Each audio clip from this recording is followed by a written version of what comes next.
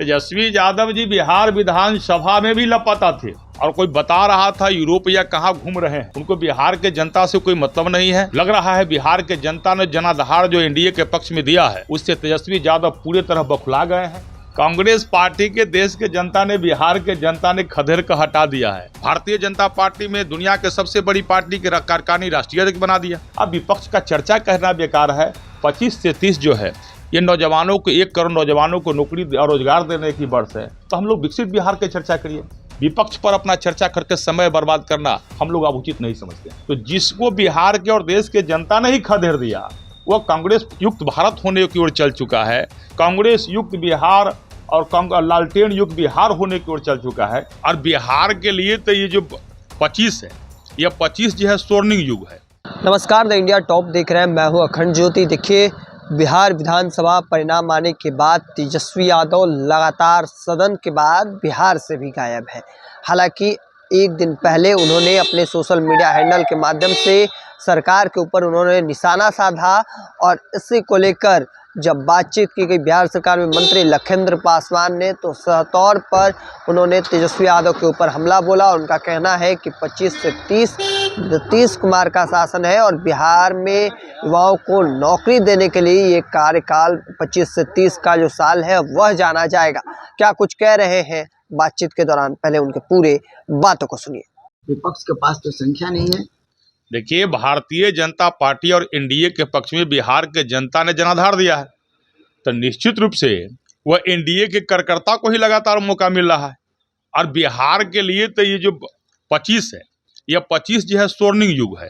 आपने देखा भारतीय जनता पार्टी ने बिहार के एक नेता के, बिहार के एक बेटा को भारतीय जनता पार्टी में दुनिया के सबसे बड़ी पार्टी के कार्यकारिणी राष्ट्रीय अध्यक्ष बना दिया।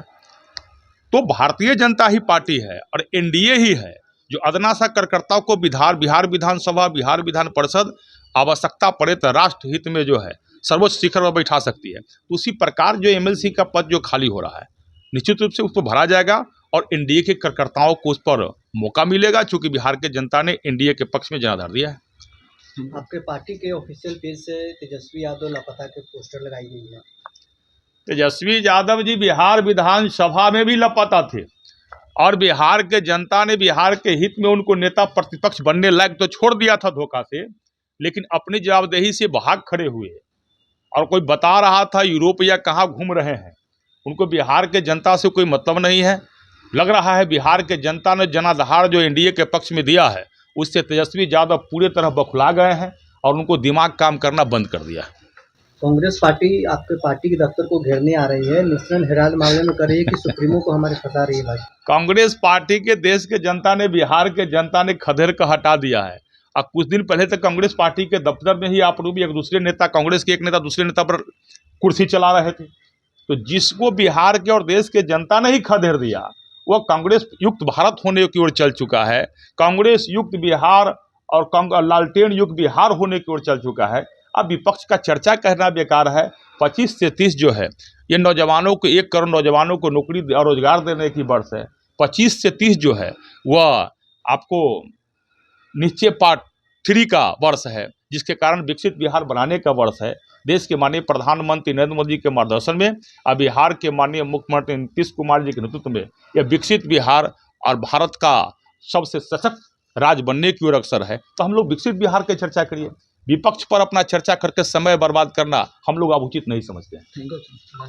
तो आपने साफ तौर पर सुना, उनका कहना था कि मुख्यमंत्री नीतीश कुमार 25 से 30 के बीच बिहार के युवाओं को करोड़ों नौकरियां दी जाएंगी। साथ ही साथ वह तेजस्वी यादव विपक्ष के ऊपर जमकर हमला बोलते नजर आ रहे हैं, क्योंकि आज के दिन कांग्रेस पार्टी भारतीय जनता पार्टी के कार्यालय के बाहर जाकर प्रदर्शन करने वाली है। और इन चीज़ों को लेकर जब बातचीत की गई, उनका क्या कुछ कहना था वह भी आपने सुना। तो तमाम हर अपडेट को देखते रहने के लिए द इंडिया टॉप देखते रहे।